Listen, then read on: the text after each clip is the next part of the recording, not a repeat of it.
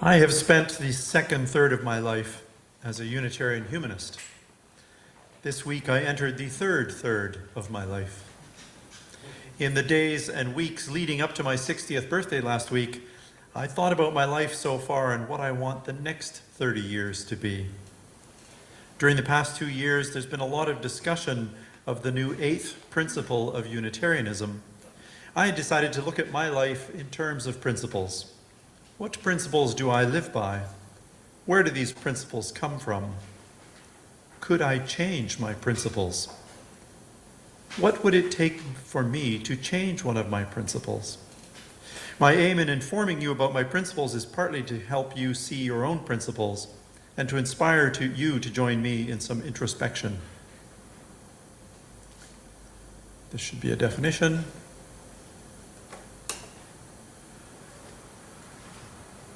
Let's agree that a principle is a fundamental proposition that serves as the foundation for a system of beliefs or behavior. A principle is a guide for behavior. I want to tell you 3 things. I'll tell you what principles I think I got from my family, then what principles I absorbed during my 21-year military career, and finally how I merged the Unitarian principles into my life when I committed myself to Unitarian Universalism. After those 3 things, I'll consider which principles I've retained along the way and which ones I have discarded. During the forum, a discussion that Kai will moderate, let's consider if I should change my principles. Strap in, friends. I was born at the tail end of the baby boom to parents who were born in Western Canada in the 1930s. As a child growing up middle class in British Columbia during the 1960s and 1970s, I was socialized to behave with fairly strict principles of hygiene, fairness, respect for ancestors, hard work, politeness, promptness, respect for authority, and curiosity. I was mostly surrounded by English-speaking Protestant white people. My sister, who we adopted in 1966, is First Nations and was raised like the rest of us. I had a few Roman Catholic friends and 2 Chinese friends in school. In high school, I had 1 Hindu classmate and a handful of First Nations kids were in our school. My family did not attend church, and we only said grace over a meal when Grandma was visiting. Were my early principles written down? They were not written in any book that I knew of. My principles were primarily from my parents, who got their principles from their own socialization by parents of their own. Mom and Dad were community leaders who, by example, demonstrated the importance of the principle of volunteerism.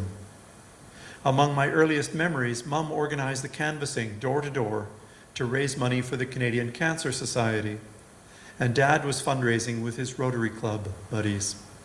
Mom was civic-minded, which led her to print a brochure for the purpose of guiding tourists who came to Salmon Arm.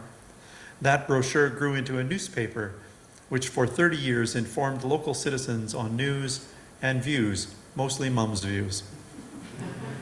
Dad followed in the footsteps of his ancestors by serving on municipal council for several years. Mom was an early feminist and Dad supported her, and we kids saw that feminism was a principle to be maintained. I joined Army Cadets when I was 13. Were any of you in Scouts or in Guides? Hands up. Or in Cadets? I loved Cadets. Cool uniforms, precision marching, learning new things like leadership, first aid, camping, and shooting. I attended summer camps. I felt like an adult, even though I was still a kid. I was introduced to military principles, which in cadets seemed like an extension of my childhood principles, especially the way Dad ran the house sometimes. One of those military principles was a version of inclusivity. Everyone was inherently welcome to participate, regardless of their social status, race, religion, or education. As I rose in ranks during 5 years in cadets, I gradually became a standard bearer for the values and norms of that national organization. So far I've talked about the principles that I absorbed as a child. Life moved on and I finished high school as a principled and well-known kid. The second thing I want to tell you involves military principles and virtues. Few were surprised when I went to the Canadian Forces Recruiting Centre in Kamloops in 1982 and joined the Air Force in 1983. During basic training, I learned new principles that I overlay on my childhood socialization and my 5 years in Army Cadets. As an officer in the Canadian Forces in the 1980s, the time of the Cold War, in addition to white Christian Canadian social norms, I was encouraged to develop the principles of courage, strength, integrity, excellence, clarity in communication, a bias toward action, care for subordinates, mission focus, and the vital importance of logistics and administration. I saw the wisdom in these principles and I promoted them among my comrades and with junior servicemen and women. My childhood principles of hygiene, fairness, hard work, politeness, promptness, the respect for authority prepared me well for military life.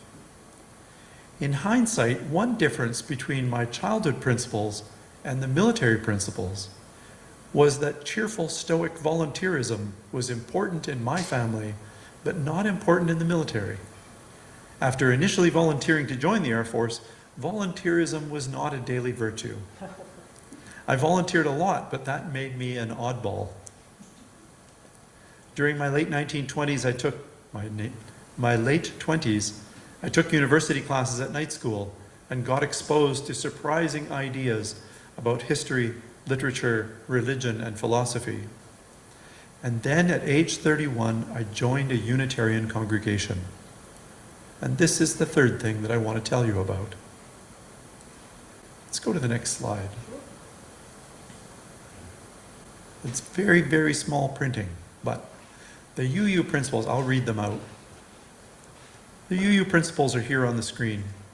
We, the member congregations of the Canadian Unitarian Council, covenant to affirm and promote the inherent worth and dignity of every person, justice, equity, and compassion in human relations, acceptance of one another and encouragement to spiritual growth in our congregations, a free and responsible search for truth and meaning, the right of conscience and the use of the democratic process within our congregations and in society at large, the goal of world community with peace, liberty, and justice for all, and respect for the interdependent web of all existence of which we are a part.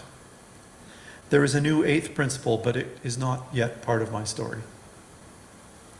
To me, the UU principles represented humanism, progress, suspicion of authority, which was different than my employer, respect for world religions, care for the environment, and interconnectedness. I hope these sound familiar to you. Many people come to Unitarianism only after reading the principles and finding them themselves to be in general agreement.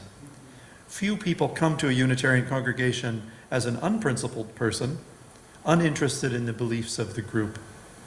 And we found in the past several years that Mike has put ads in the James Bay Beacon newspaper, and we've had a better Facebook page, that folks who come in the door quite often know the principles better than many of the people in the room because they've read the principles and also listened to several of the homilies on the Facebook page.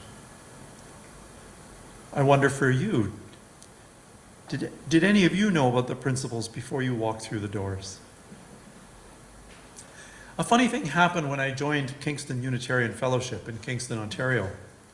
Although Kingston is historically a military city, few of us Unitarians had any connection to the military. In fact, and here's the funny part, about a third of the congregation were Americans who had fled to Canada during the Vietnam War. These Unitarians were anti-military, and some of them bristled when I took a leadership role in the church. But even the most anti-establishment, military-hating lefties had to admit that I ran a good meeting, my written communications were clear and comprehensive, and that I kept the congregation focused on its mission. When I responded to one of these positive comments with as much humility as I could, I added that it was military training that made our congregation run so well. He spit up a mouthful of fair trade coffee, staining his tie-dyed Grateful Dead t-shirt.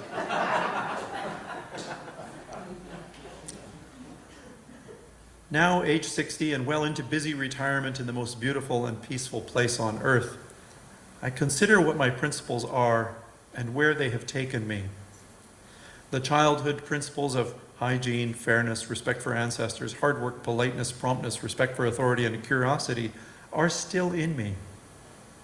Also, I try to maintain the military virtues of courage, strength, integrity, clarity in communication, a bias toward action, care for subordinates, such as they are, and mission focus.